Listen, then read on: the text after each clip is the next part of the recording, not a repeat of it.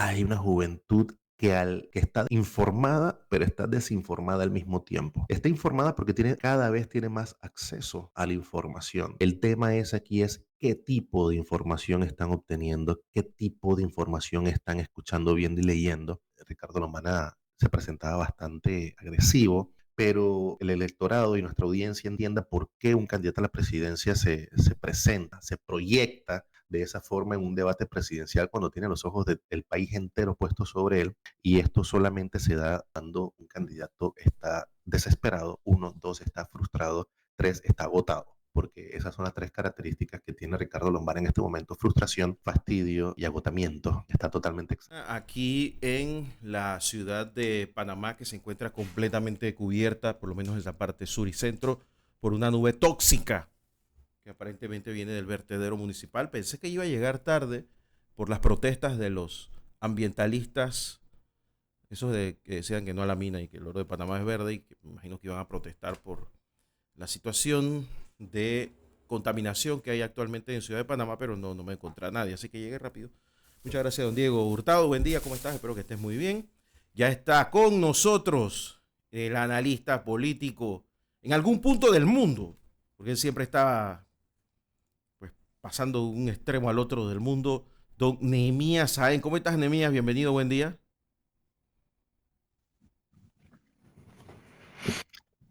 Don Guillermo, amigos oyentes, Diego, un placer estar con ustedes. Saludos desde la hermosa ciudad de San Petersburgo, Rusia. Son las 3:18 de la tarde de hoy, lunes 11 de marzo. Estamos a 50 y tantos días de las elecciones generales del 5 de mayo. Yo creo que ya este es el tipo de cuenta regresiva que se tiene en cualquier periodo electoral, pero más en este que está tan aburrido y hay tanto fastidio, eh, que hay que contarlos, ¿no? Y no hay que fallar en esa cuenta, don Guillermo. Has hecho una cosa que yo no se la he escuchado a más nadie y que es totalmente cierta.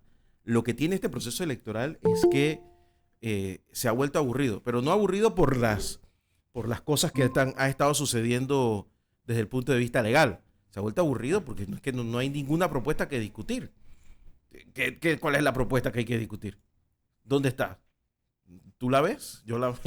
Pero es que es parejo, ¿ah? No es una cosa que uno puede decir que no, lo que pasa es que es la izquierda, la derecha. No. ¿Tú te acuerdas de la silla gestatoria? ¿Tú alguna vez oíste hablar de eso? La Sí, silla señor. gestatoria era esa silla donde cargaban a los papas antes. Y entonces arriba tenían como una tela, ese era el palio. Bueno, aquí esta gente piensa de que debemos volver a eso y que debemos ir a la casa y ponerlo en la silla gestatoria y llevarlos en hombros hasta la presidencia y darle las gracias por ser presidente, reyes de nosotros durante 5 años para que hagan lo que quieran, sin ningún tipo de compromiso. No, sí, al final, en lo que estamos viendo, don Guillermo, y bueno, la semana pasada, me disculpo con la audiencia, de hecho, estaba volando camino a Rusia, así es que no tuve la oportunidad de conectarme, porque no sé dónde estaba yo en ese momento, creo que era por Turquía iba, no sé por dónde iba en ese momento, pero en algún lugar estaba Turquía es el en la centro travesía mundial para llegar a San Petersburgo. Turquía es el centro mundial de la inteligencia internacional. Para mí es el centro del mundo actualmente, don Guillermo, por el tema de los transbordos. Cada vez que paso por el hermoso aeropuerto de Estambul, recuerdo lo Ataturk. atrasado que estamos y lo congo que somos con esos mil y tantos de millones de dólares con las adendas incluidas que nos golearon con el aeropuerto internacional de Tocumen en su etapa número 2. Eso es lo único que me acuerdo siempre que paso por San Petersburgo. Ya lo he hecho por lo menos unas 10 veces en los últimos 24 meses, pero cada vez yo creo que disfruto más, y me acuerdo menos del retraso y la goleada que nos metieron con la Terminal 2 de Tocumen, un robo a mano armada. Pero sí, andaba yo volando rumbo a San Petersburgo, repito, y no tuve la oportunidad de conectarme para el programa, y justo era el lunes después de el glorioso debate, el glorioso primer debate presidencial. Y faltan dos, don Guillermo, amigos oyentes, esta semana, si no me equivoco, el miércoles 13, ¿verdad? Tendremos el segundo debate presidencial, y si no me equivoco, en esta ocasión el tema principal será el turismo, don Guillermo. Creo que estoy bien o No, ando todavía medio jóvenes, despistado jóvenes, jóvenes. Es sobre el tema de la de la juventud. juventud, de la juventud. Joven. Válgame Va Dios. a ser en Chiriquí Somos y jóvenes. va a ser en juventud. Don Guillermo, voy a cumplir 38 en abril. Todavía soy joven. No, no, no. Depende. Ahora, Hasta, depende de dónde estás. Como tú estás en el centro del mundo, allí en Rusia todavía a los 35 años. Pero si te vas un poquito más hacia Oriente, ya a los 55 todavía. El Partido Comunista Chino La juventud del Partido Comunista Chino es hasta los 55. Bueno, ya no tanto, hasta los 55, pero eso lo subieron un poco con Xi Jinping. Pero antes era hasta los 55. Eh, pero ya después de los 35 ya te fregaste. Ya ese debate no es para ti. De hecho, estoy pensando si lo pasamos aquí en Radio Ancon o no. Ahí me llama mucho la atención este tema que últimamente se está hablando mucho de la juventud. No sé si ha notado, don Guillermo, no sé si ustedes, amigos oyentes, han notado que después del primer debate presidencial de hace 2 semanas, ha habido como un incremento en la publicidad electoral, en la comunicación política de las distintas campañas que han enfocado o han redirigido estos mensajes en base a la juventud. Yo creo que las campañas están bastante reactivas, si le puedo llamar así. Es que cuando pega algo, entonces ahí reaccionan, ¿no? Y comienzan entonces a despilfarrar miles, decenas de miles de dólares en comunicación, tanto en prensa escrita, radio y televisión. Y yo creo que ha habido como un aumento, ha habido un incremento en la comunicación electoral, en la comunicación política enfocada en este tema de la juventud. Eh, yo hice un pequeño, la verdad es que fue muy curioso porque estaba en un restaurante de la localidad hace algunos días después del debate eh, y con las personas que me acompañaban teníamos esa discusión sobre quién había ganado el debate y demás, ¿no? Entonces la verdad era un grupo bien variado en términos de edad y recuerdo que la porción o el segmento más joven hablaba de que el debate lo había ganado Ricardo Lombana. Yo decía que no había sido de esa forma, que yo calificaba mejor a Melitón Arrocha y a Rómulo Rux. Y bueno, y le daba sus porotitos a Martín Torrijos por haber mantenido la calma, porque en algún momento, entre lo que tiraba la piedra y escondía la mano y demás, yo creo que la atacaron, atacó y demás, pero fue bastante ecuánime, voy a decir esto de parte del expresidente Martín Torrijos. En todo caso, yo decía que definitivamente el debate no lo había ganado Ricardo Lombana, pero todo esto dependía de quién veía esto, ¿no? Entonces la porción, el segmento más joven de la mesa decía que Ricardo Lombana, y recuerdo que le pregunté al mesero que si había visto el debate, me dijo que sí. Le pregunté quién pensaba que había ganado, me dijo que Ricardo Lombana. Y todos me dicen, sí, viste, viste, viste. No, no, no, no, no. Aquí hay que preguntar esto por edad. Le digo, chicos, ven acá. ¿Cuántos años tienes? Me dice 21 yo. Y ahí está. Yo con esto no quiero desmeritar de ninguna manera el tema este de la juventud. Yo creo que yo fui joven. Yo comencé a casi militar en un partido político desde los 14 años, que ha sido el mismo con el cual he estado hasta actualmente, hasta casi ya los 38.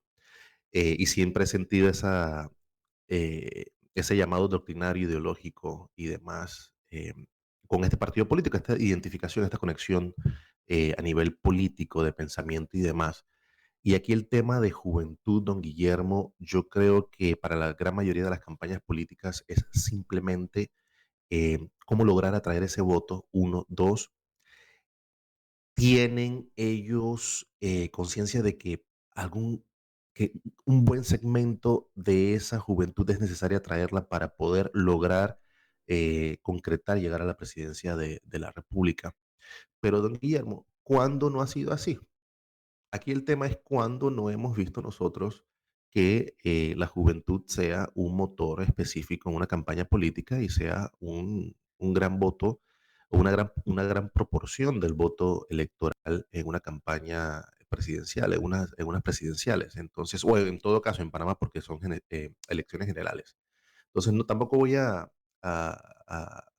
quitarle valor a la juventud. De hecho, le voy a dar mucho valor porque, repito, pasé por ahí hace muchísimos años, mucho idealismo, pero lo único que sí me da la impresión, don Guillermo, no sé si usted compartirá mi opinión en este caso, pero lo que yo veo con la juventud panameña, o diría yo en la juventud de muchísimas partes del mundo, en América Latina, en Europa, es que hay una juventud que está desinformada, pero está desinformada al mismo tiempo. Está informada porque tiene cada vez tiene más acceso a la información. El tema es aquí es qué tipo de información están obteniendo, qué tipo de información están escuchando, viendo y leyendo. Y yo lo diría que en proporción es primero la ven, otros la escuchan y casi nadie la lee. Y yo creo que es allí donde varía esta capacidad de la juventud, no solo, repito, no solamente la panameña, sino la latinoamericana, y hemos visto también muchos casos en Europa, donde tienen ese acceso, pero qué tipo de información y qué están generando, qué tipo de intención, qué tipo de opinión, qué tipo de perspectiva está formando, está creando este tipo de información en la juventud. Y en esto me refiero es porque estuve hablando con muchos jóvenes durante el mes que estuve en Panamá. Estuve en la calle, estuve en reuniones, estuve en eventos, estuve para arriba y para abajo, como decimos en buen panameño. Y lo que estoy viendo es una juventud con información que impacta de manera bastante apasionada. Hemos repetido mil veces aquí en el programa que, por supuesto, que el tema electoral, el tema este de las elecciones, el tema del voto, el tema de la intención, el tema de una decisión por quién o no votar, es un tema emocional, sí, lo hemos dicho mil veces, pero no veo, don Guillermo, no vi en los últimos días, en el último mes en Panamá, no vi a jóvenes verdaderamente con un punto de vista crítico. Y aquí hay un candidato en particular que en efecto pareciera que es el que tiene un apoyo bastante, que prevalece mucho a nivel de la juventud panameña y hay que mencionarlo, es Ricardo Lombana. Aquí lo que me preocupa, repito, aquí lo que me preocupa es por qué esa juventud está apoyando a Ricardo Lombana, por qué esa juventud está haciendo a Ricardo Lombana. Y yo sin ánimos de parcializarme, porque hace poco vi unos mensajes, unos comentarios en nuestra página de YouTube, don Guillermo, que decían que yo estaba totalmente parcializado y que había perdido objetividad. Muchas gracias a quienes escribieron eso en nuestra página de YouTube, en los comentarios de un programa hace 3, 4 semanas. Respeto esa opinión, sin embargo, Pero es que no la puedo compartir. pero aquí no, nosotros no somos imparciales. Nadie. Y yo aliento a que la gente no sea imparcial. Yo lo que sí pido es que nos sigamos a la verdad. Exacto, Y hasta el día de esa es la gran hoy diferencia que todos lo la hacemos. gente, Al único que yo esa es la parte molesto con que, que miente es a Javier Castillo cuando está acá, pero un buen amigo de muchos años. Yo lo hago para molestarlo y para darle salsa a la discusión. Pero aquí nosotros hemos creado un grupo en la mañana de personas muy responsables con el micrófono, que saben que nos escucha muchísima gente dentro y fuera del país y que no tiene nada de malo tener una postura. Lo malo es no, sesgarse, es mentir sobre ella. Y hasta el día de hoy, yo sé cuál es la postura de Nehemías desde el principio. Es más, el otro día fue a Alfonso. Y yo le dije, no, no, dilo al aire. Tú estás con el candidato X. Y cuando yo te he definido, lo voy a decir al aire también. Yo voy a votar por fulanito, así como hice con Nito Cortizo. Yo lo dije al aire un mes antes. Voy a votar por Nito, ¿cuál es el problema? Y entrevisté a todos los demás candidatos después.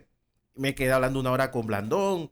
Nada, no pasa nada. Desde que tú te ciñes a la verdad, no hay problema. Lo que no puedes es lo que se hace en otros medios, lamentablemente, y lo voy a decir en voz alta. Decir que no estás con nadie cuando en realidad tienes una agenda política a todo meter, con economía y todo. Eso sí no va a pasar acá. sí, eso, y me dejaron esos comentarios y qué bueno, porque bueno, me estoy dando cuenta que la verdad es que sí están escuchando el programa en Pero, diferido, lo ven grabado en YouTube. pero Pero el en oyente este tiene razón, punto, disculpa, porque Anemia, rapidito, el oyente tiene razón porque lo ha visto en otros lados y lamentablemente se generaliza después. Por eso hago la aclaración, ¿no? y antes que Diego me corte el micrófono, como a la profesora Maribel Gordón, que termine este comentario en 10 segundos. Este tema, esta relación con Ricardo Lomana, lo que a mí me preocupa, don Guillermo, es que se ha vuelto un tema de moda, no un tema de responsabilidad, no un tema de ser un voto informado, de un voto verdaderamente concreto, determinante. Y al final de cuentas, si uno le pregunta a esos jóvenes, ok, perfecto, Ricardo Lombana, ¿y por qué? Le hacemos esa pregunta, ¿y por qué? Dime 3 razones por la cual, entonces se quedan en el aire. Es como el tema de la minera. Yo creo que era bonito tener la bandera de Panamá y andar en la calle protestando ya sea sobre la minera o sobre quién fuera o a razón de qué y de cada. Bueno, eso fue un desastre y con eso voy también a regresar que hubo una publicación muy interesante en el diario La Prensa de parte de Guillermo Chapman Jr., con el cual comparto muchísimos pensamientos sobre el tema de la política del agua, el envase de Río Indio y el tema de la minera. Regresamos dentro de poco. Gracias. Nemías Jaén está con nosotros, analista político, aquí en el Sillón de Ancón por Radio Ancón. Y volvemos hasta Europa con nada más y nada menos que Nemías Jaén, analista político. Nemías, yo estaba pensando un tema aquí de, ahora que decías lo de Lombana, nada más para acotar rapidito, Lombana había logrado convertirse en una moda en las elecciones pasadas, pero una moda transversal, o sea que era una moda juvenil que no estaba dentro de una clase social. Creo que en esta ocasión sí se está dando. Y eso se nota en las encuestas, cómo se ha empequeñecido su feligresía. Recuerda que Lombana sacó 400,000 votos en las elecciones pasadas y ahora no está marcando eso en las encuestas. Entonces, hay un tema ahí, ¿no? De que al final del camino, Lombana tiene que primero remontar lo que sacó en la anterior para tener opción para ganar. Es desde mi punto de vista, ¿no? No sé. Tenemos algo de delay, pero bueno, ahí vamos.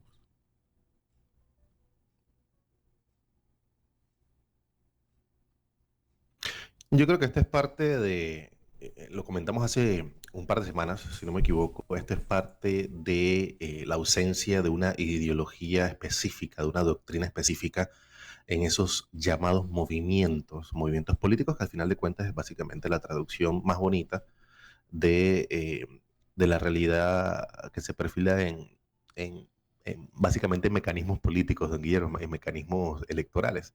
El movimiento Otro Camino, MOCA, nació así, nació de una visión de una persona, es un movimiento bastante personalista que logra acaparar cierto disgusto, malestar y fastidio, hastío de la sociedad panameña desde hace 10 años, porque sí, señores, Ricardo Lombana lleva 10 años caminando el país, o bueno, no sé si caminándolo o al menos estando en la palestra pública en los últimos 10 años, y en efecto, hace algunas semanas decíamos que, bueno, desde un principio era por eso que yo no tenía ningún tipo de afinidad, ni me llamaba mucho la atención ese movimiento o ese ímpetu que presentaba Ricardo Lombana como independiente, porque al final de cuentas a mí me quedaba claro que uno, que no iba a ganar, y dos, que iba a terminar inscribiendo un partido político porque no hay nadie que resista caminar 10 años el país, y eso que Panamá es pequeño.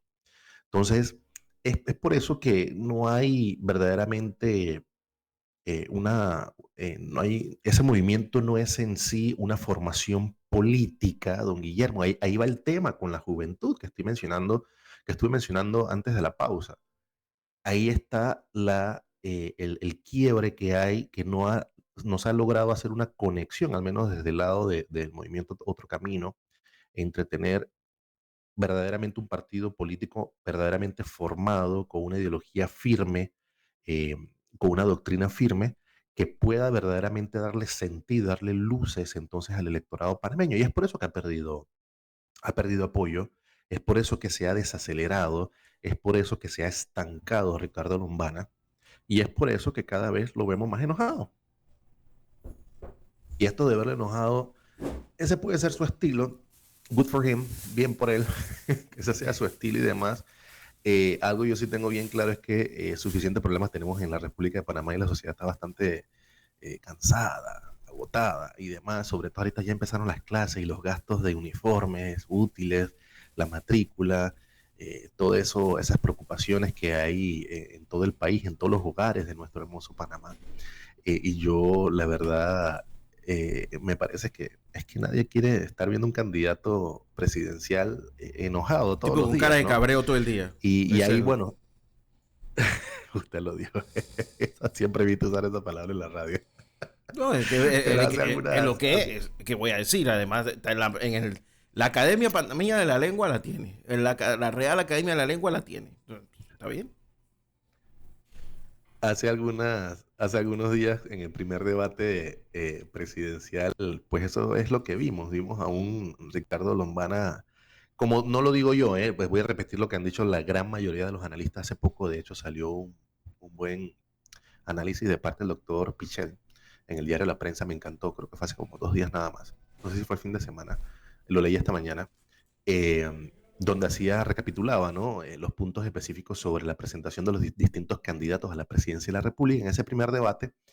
Y en efecto, lo dicen muchos analistas, don Guillermo, no solamente nosotros aquí en Radio Ancon, Ricardo Lombana se presentaba bastante agresivo, pero para que el electorado y nuestra audiencia entienda por qué un candidato a la presidencia se presenta, se proyecta de esa forma en un debate presidencial cuando tiene los ojos del país entero puestos sobre él.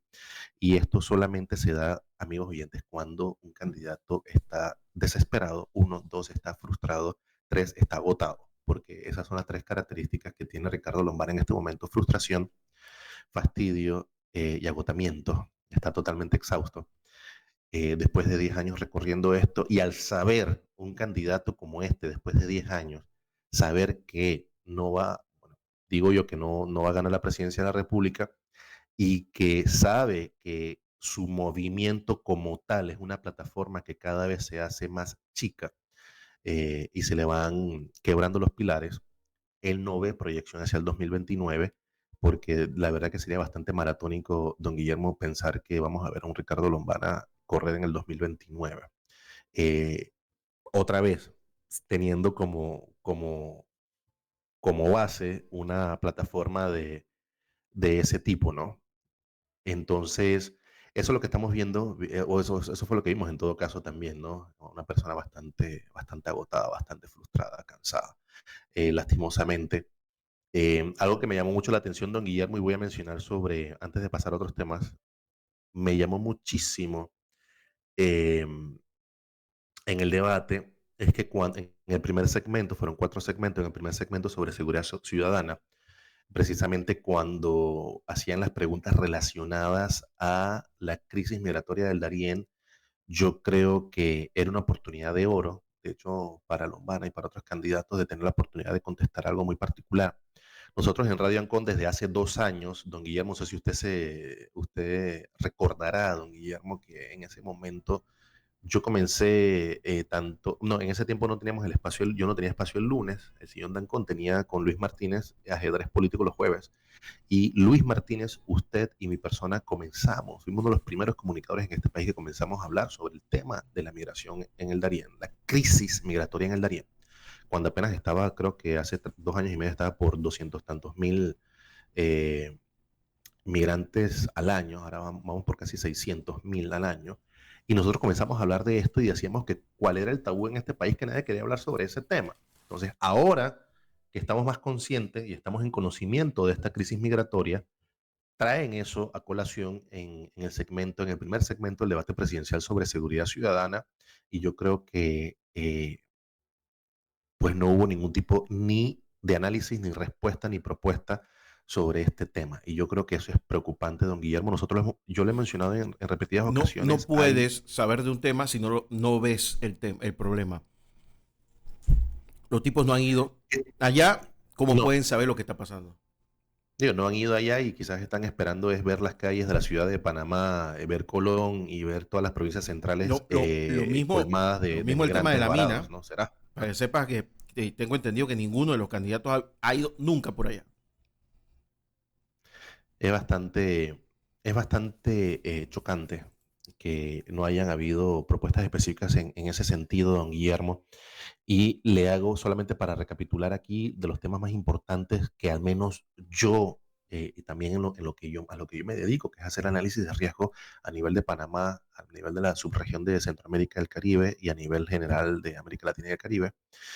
En los análisis de riesgo, don Guillermo, para Panamá hay temas muy puntuales y normalmente son tres, que es los últimos que he estado evaluando con unos clientes: el tema del agua, uno, y el tema del agua porque evidentemente no solamente tiene un impacto sobre la salud y la vida de la población panameña, sino también en la operación del Canal de Panamá y todo lo que permea o engloba en sí la operación del Canal de Panamá a nivel logístico, porque somos, no, nos jactamos de llamarnos un centro logístico, multimodal y tanta cosa, pero el recurso más importante ha sido una de las cosas peor administradas en el país, que ha sido el recurso hídrico, el agua en nuestro país.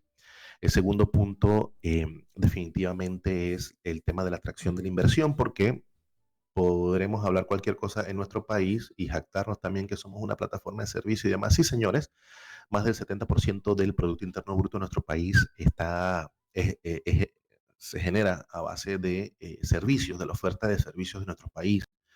Eh, pero, ¿qué servicios vamos a ofrecer si en sí el motor de la administración pública, la gerencia de la administración pública y demás, nada tiene que ver con facilitar la atracción de inversión, con facilitar la inversión doméstica también del capital panameño, de las grandes empresas, de las empresas medianas también que tenemos en nuestro país? Esos son dos temas muy importantes. Y el tercero, y no por último, esto no hay ningún orden específico en mi análisis, el tema del crimen transnacional organizado, don Guillermo. Tenemos a un país, en el caso de Colón, por ejemplo, sumido en el narcotráfico, la violencia, una zona libre también que dista mucho de tener controles en temas de lavado de dinero, en temas de contrabando, en temas de falsificación, un millón de cosas, don Guillermo. Entonces hay temas muy específicos y en diferentes sectores, ¿no? Ahí mencionamos el tema logístico marítimo, el tema del agua, el tema del crimen transnacional organizado. Estamos hablando también eh, de estos tres temas, don Guillermo, que en general son los más pertinentes. Y es ahí donde también queda en el aire del debate cuando hablan del tema de la generación de empleo. Señores, amigos oyentes, quienes hoy nos escuchan por primera vez o quienes nos escuchan todos los lunes a través de esta frecuencia de radio en Con Panamá, tengamos algo muy claro. No habrá generación de empleo mientras no disminuya no disminuyan los niveles de corrupción en nuestro país, para que se genere la confianza necesaria para que los inversionistas vengan a este país y puedan invertir y puedan entonces generar empleos. Tenemos que tener eso muy claro. Si nosotros vemos las tasas de incremento de los funcionarios públicos en nuestro país, yo creo que eso es inversamente proporcional a la disminución de capital extranjero que está llegando a nuestro país. Entonces tenemos que tener muy claro, don Guillermo, y tenemos que entender estas cosas básicas en temas de cómo funciona nuestro país, cuál es la base, cuál es el motor, cuál es la matriz económica de nuestro país, para que nosotros podamos entonces entender los comentarios o las propuestas que tengan los candidatos presidenciales en cuanto a la generación de empleo. Entonces, definitivamente aquí no voy a mencionar nombres, pero nosotros estamos seguros de quiénes son las personas que tienen más relación con, o más conocimiento, más experiencia y demás en el tema de atracción de la inversión, para que eso tenga un impacto en la generación de empleos, en el mejoramiento de la economía. Y aquí voy a dar paso a un tema que no quiero que pase desapercibido en nuestro país. Y esto como parte de este interés, esta vocación de hacer docencia que tenemos aquí en Radio Ancom. Hace algunos días, don Guillermo, la semana pasada, para ser preciso, el 4 de marzo, la misión del Fondo Monetario Internacional en Panamá presentó algunas notas concluyentes sobre su evaluación, sobre la evaluación de nuestro país, don Guillermo. En las recomendaciones del Fondo Monetario Internacional, que dicho sea de paso, no hacía este tipo de recomendaciones sobre nuestro país en casi 15 años, por lo menos, hay que o espantarse o prestarle mucha atención, o ambas. Nos espantamos y le prestamos mucha atención a estas recomendaciones. Don Guillermo, amigos oyentes, el Fondo Monetario Internacional le recomienda que la República de Panamá tiene que aplicar un incremento o un aumento de impuestos. Vamos por ahí. Vamos a hablar sobre este temita primero. Estamos nosotros, y yo creo que fue una discusión que hubo también en cuanto al tema de la Caja de Seguro Social, perdón, y ese es otro tema primordial, a los otros tres que ya había mencionado. El tema de la Caja del Seguro Social se me había escapado, perdón. Eh, en el debate se hablaba sobre, o se hacían estas preguntas sobre cómo salvar la caja. Unos decían que iban a meter 3.000 millones, otros decían que iban a meter mil y pico, el otro decía que iba a ser X y Y, o que iban a hacer esto y lo otro. Y otros se acusaban entre sí de qué fue lo que hizo hace un par de años, que no funcionó, que por eso que ahorita estamos un par de años después, 15, 20 años después, estamos donde estamos, etcétera. Eso fue un dime tú qué te diré. Pero aquí lo importante es, don Guillermo, amigos oyentes, que el Fondo Monetario Internacional está haciendo ya recomendaciones precisas al país para el aumento de impuestos, para poder así hacer un balance eh, de las finanzas del Estado.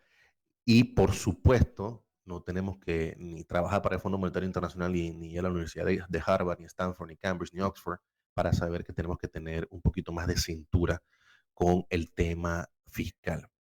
El Fondo Monetario Internacional, como segunda recomendación, le pide a Panamá, perdón, le recomienda a Panamá, no es una petición, es una recomendación, le recomienda a Panamá tener mayor disciplina fiscal. Y es que pareciera que cada vez, don Guillermo, van pasando los gobiernos y en Panamá y los gobiernos lo que están haciendo es que cada vez se sacan como a un mago y lo ponen de ministro de Economía y Finanzas como que para que haga magia, don Guillermo. Y básicamente yo no quiero decir que estén maquillando las finanzas públicas, porque al final de cuentas no lo veo como un maquillaje, sino los veo así como unos magos que se sacan unas fórmulas o unas estrategias de nivel presupuestario, de nivel contable, financiero, para básicamente seguir despilfarrando el dinero, seguir llenando eh, para seguir básicamente, aquí me estoy enredando porque quería decir otra cosa que no puedo decirlo en la radio, pero básicamente están tratando de beneficiar a ciertos sectores políticos para que hagan uso de los recursos del Estado. Entonces, esto al final lo único que ha significado para Panamá y sobre todo con el impacto de los 36 meses de pandemia, lo único que ha hecho esto es que ha impactado, don Guillermo, el nivel de la deuda pública de nuestro país en su relación con el Producto Interno Bruto. Y al final de cuentas, don Guillermo, el Fondo Monetario Internacional proyecta un modesto crecimiento para Panamá este año de 2.4%, cuando tenemos al Ministerio de Economía y Finanzas hablándonos de un 5%, de un bello 5%. Entonces estamos hablando que esto está la proyección del Fondo Monetario Internacional, don Guillermo, está por debajo de la mitad de la proyección que tiene el Fondo Monetario Internacional en este momento. Y hasta hace poco volvimos a ver que ya van, y lo mencionamos hace un par de días también, un par de semanas, sobre este tema de la emisión de deuda, y en esa ocasión creo que estábamos hablando el año pasado, era con el brillante economista panameño Carlos Araúz sobre este tema de emisión de deuda, y en esa nos las pasamos, don Guillermo. Y solamente se sigue emitiendo deuda para poder seguir cubriendo la planilla que ahorita mismo está por encima de 264.000 funcionarios. Entonces tenemos que estar muy pendientes. Este tipo de señalamientos, este tipo de sugerencias, este tipo de comentarios por parte del Fondo Monetario Internacional no son cosas aleatorias. Es el resultado de estudios de muchos meses y es allí donde a nivel global este tipo de instituciones hacen un llamado, diría yo, un llamado bastante polite, bastante educado, modesto, bastante así como humilde y suave, para que, si bien es cierto, la población en general ni lo va a leer, ni lo va a escuchar, ni lo va a entender, o no tendrá acceso a él, al menos para que la clase política, la clase empresarial de la República de Panamá pelen los ojos y afinen muy bien los oídos y entiendan que a nivel global están observando a Panamá, están analizando el país y definitivamente que Panamá se ha convertido lastimosamente, don Guillermo, amigos oyentes, en un tema de preocupación a nivel de las grandes instituciones que estudian las finanzas por país, por región y a nivel global. Y había mencionado un artículo de Guillermo Chapman Jr. Aquí está. Eso fue hace un día, eso fue ayer, y está titulado, no, en este caso es Guillermo Chapman, no Guillermo Chapman Jr. Este es el padre, si no me equivoco, o al menos que el abuelo también se llama igual, pero este Guillermo Chapman, padre, que fue exministro en alguna administración panameña, y está titulado Los Nuevos Luditas. En el Muy, gobierno de Ernesto Ernesto Pérez Valladares, ¿verdad? Valladares, fue Ernesto Pérez Valladares. ministro de Hacienda y Tesoro. Muy interesante artículo y al final lo que recogí puntualmente de este artículo es, don Guillermo, es que en la relación con estos comentarios que hemos hecho sobre las prioridades que tiene el país y tendrá, que son prioridades que son básicamente retos que tiene nuestro país y tendrá el próximo gobierno a partir del 1 de julio, independientemente de quién gane el 5 de mayo próximo. A partir del 1 de julio, estas prioridades son nada más y nada menos que los nuevos retos, no los nuevos retos, pero al menos los retos que va a tener que afrontar inmediatamente desde el día 1 la nueva administración panameña. Y en ese artículo recojo, don Guillermo, el tema de Río Indio, el tema del embalse de Río Indio y al mismo tiempo este tema de Minera Panamá. Hace poco tuve una experiencia bastante curiosa, don Guillermo, amigos oyentes, así como usted acaba de mencionar, don Guillermo, que aquí decimos lo que tenemos que decir, no lo que la gente quiere escuchar, y tratamos de decir la verdad o mantenernos apegados a la verdad. Yo tuve una invitación por parte de la Universidad Metropolitana de Educación, Ciencia y Tecnología, UMECIT. Es la segunda vez que me invitan básicamente a dictar una conferencia sobre los temas de China, Asia, en la relación con Panamá, Estados Unidos, esta relación triangular entre China, Panamá, Estados Unidos, o Asia, Panamá, Estados Unidos y demás. Tuve el placer de compartir la mesa con Gianfranco Smith, un panameño internacionalista, abogado, especialista en diplomacia y en derecho internacional, graduado de la Universidad de Oxford y hace poco sacó una segunda maestría de King's College, Londres. Y también con el profesor Jean-Joseph Matthews, muy conocido, un profesor muy conocido también en el área del derecho internacional. Y hablando sobre este tema de China, de Asia, el tema de la balanza comercial de Panamá con algunos países o regiones en el mundo y demás, pues era inevitable hablar sobre el tema del cobre, ¿no? Sobre el tema de todo el engranaje de la exploración, producción y exportación del cobre. Y al final, pues, en algún punto yo dije, pues bueno, es que nada más para que quede claro, mi punto de vista están en base a esto y lo demás. eh, y si ustedes lo ven como que yo soy pro mina, pues sí, entonces tengo que decir que soy pro mina, soy pro desarrollo, pro tecnología y pro todo lo que sea bueno para el país. Y también mencioné en ese momento, en esa sala de conferencias en la UMECIT, dije que, pues bueno, si Panamá tiene cobre, vivamos con el cobre, exportemos cobre, produzcamos cobre, exportémoslo. Y recuerdo que en algún momento alguien dijo, y el tema ambiental y el tema no sé qué. Yo solamente me limité a decir, bueno, tírenme todos los huevos que quieran y todos los tomates que tengan a bien, pero es que hay que decir las cosas claras, don Guillermo. Y lo que yo siempre mantengo sobre este tema de la mina son dos cosas muy particulares. Panamá merece tener mejores regalías, percibir mayores ingresos por esa actividad tener una participación directa. Yo hablaría también de una participación directa, don Guillermo. Y dos, tener o exigir. Y de hecho no, es que no tenemos que exigir, tenemos que exigirnos nosotros mismos en todo caso. Tenemos que plantearnos nosotros mismos como Estado tener los más altos estándares ambientales. Pero aquí hay un problema muy particular que yo creo que muchas personas que estaban en la calle con su banderita protestando, ya ni sé si están protestando contra el gobierno, contra la mina, contra el contrato, contra no sé quién, o contra Juan de los Palotes, al final de cuentas, el tema el tema ambiental en relación a la minera es que, don Guillermo, nosotros cómo vamos a pretender tener mayores estándares ambientales si nosotros en un código minero como tal y los estándares de nuestro país no son estándares actualizados. Entonces yo creo que aquí Exactamente. lo que aquí todos, es que en Panamá todo se hace al revés. Entonces cuando ya estamos con una situación en particular, que no quiero llamar problema como tal, en una situación como tal que tenemos que afrontar, que tenemos que tomar decisiones y demás, nos damos cuenta, claro, pero ¿cómo vamos a tener mayores estándares si, bueno, revisen el código minero? Bueno, revisen todo el compendio de leyes relacionadas a los temas de protección ambiental de nuestro país. Usted acaba de mencionar que nuevamente hay una nube tóxica y no vemos a nadie protestando. Si nosotros en nuestro país no sabemos recoger la Bueno, sí basura, están no sabemos protestando los de administrarla, Suntrack por sus cuentas en la caja de ahorro. Ahora mismo sí no están se la cerrando llevaron, calle. pero no se llevaron toda la plata a Suiza. No, no todas. Ay, no. Necesitan las cuentas de la caja de ahorro, entonces están cerrando calles ahora mismo.